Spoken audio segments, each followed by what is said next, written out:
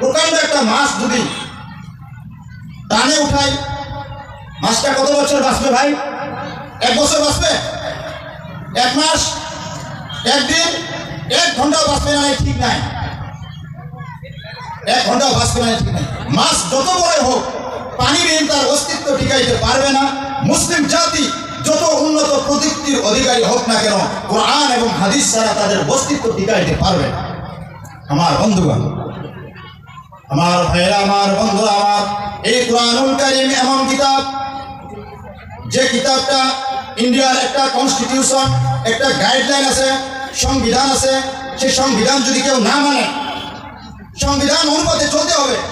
মুসলিম জাতির সারা ওয়ার্ল্ডে একটা সংবিধান আছে, সেটা কোরআন। আর কোরআন কতদিন আগে নাযিল হয়েছে ভাই? কতদিন আগে নাযিল হয়েছে আল্লাহর কোরআন? জোরে বলি, 1400 বছর আগে। কয়বার সংশোধন হয়েছে? একবারও সংশোধন হয় নাই। যে জবর পেশ 1400 বছর আগে যেরকম নাযিল হয়েছে, বর্তমানে আছে up to the day of judgement, কিয়ামত পর্যন্ত তোমার থাকবে। বলেন সুবহানাল্লাহ। Quran timeless miracle. এত পৃথিবীর যত বই আছে, এই কোরআন কেমন কিতাব? This is a book there is no doubt. এমন কিতাব যার ভিতরে কোনো সন্দেহের বিন্দু মাত্র অবকাশ নাই। বলেন সুবহানাল্লাহ। আর এই কোরআন কে নাযিল করেছে? সংবিধান। ভারতীয় সংবিধান নাযিল করেছেন ডক্টর ভীমরাও আম্বেদকর। আমাদের সংবিধান মহান আল্লাহ রাব্বুল আলামিন নাযিল করেছেন। পৃথিবীর কেউ যে জবর কেউ নড়াতে পারবে না। কেন পারবে না? আল্লাহ বলছেন, ইন্না নাহনু নাযালনা যিকর ওয়া ইন্না লাহু লাহাফিজুন। আমার বন্ধুরা, আমার ভাইরা, এই পবিত্র কোরআনুল কারীম আমি নাযিল করছি এবং এর সংরক্ষণের দায়িত্ব আমি রব্বুল আলামিন নিয়েছি। কোরআন, এই কোরআনের ভিতরে এমন কিতাব, লা ইয়াতিল বাতিলু মিন বাইনি ইয়াদাইহি ওয়া লা মিন খালফিহি। এই কোরআনের আগ দিয়ে, পিছন দিয়ে, ডান দিয়ে, বাম দিয়ে কোনো বাতিল ফিরকা প্রবেশ করতে পারবেন না। বলেন সুবহানাল্লাহ। কোরআনের ভিতরে কেউ হাত দারাজি করতে পারবেন না।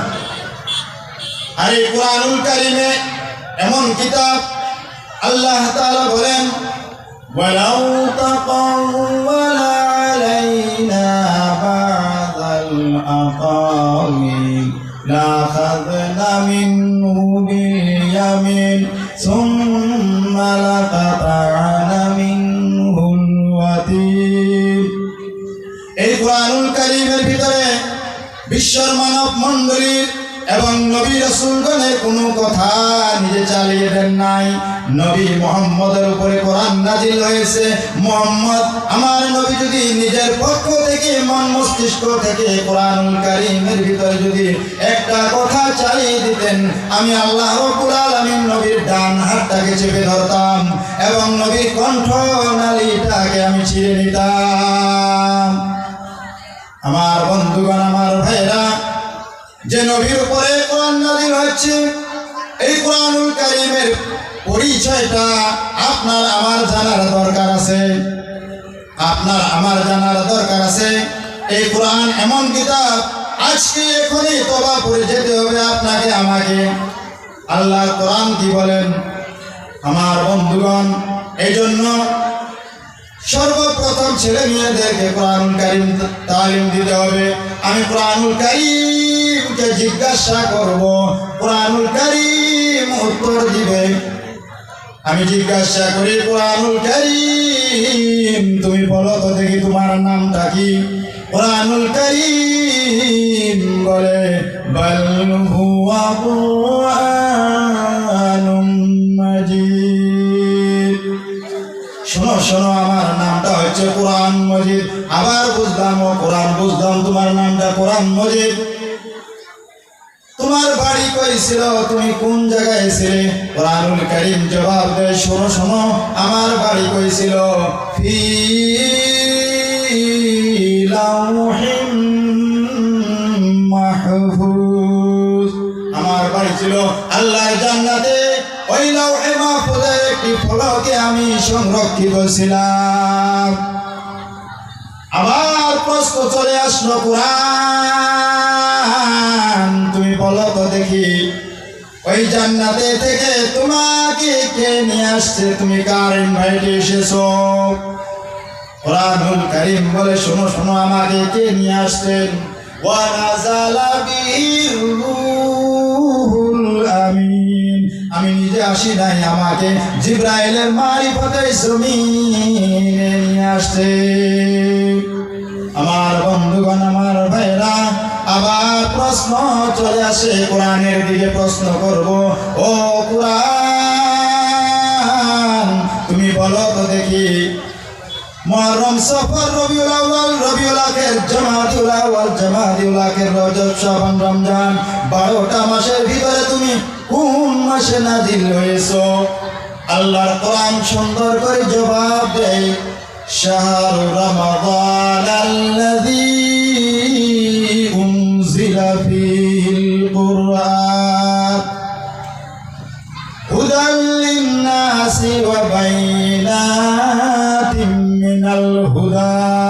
আমার বন্ধুগণ, আমার ভাইরা, এই কুরআনুল কারীম বলতেছে আমি রমজানুল মুবারক মাসে নাযিল হয়েছি। আবার কুরআনুল বলে যে কোরআনটা মানব মণ্ডলীর জন্য নসিহত আছে, বাইয়িনাত খোলা হওয়া কথা আছে। ওয়াল ফুরকান, কোরআন শরীফের নাম আরেকটা আছে ফুরকান।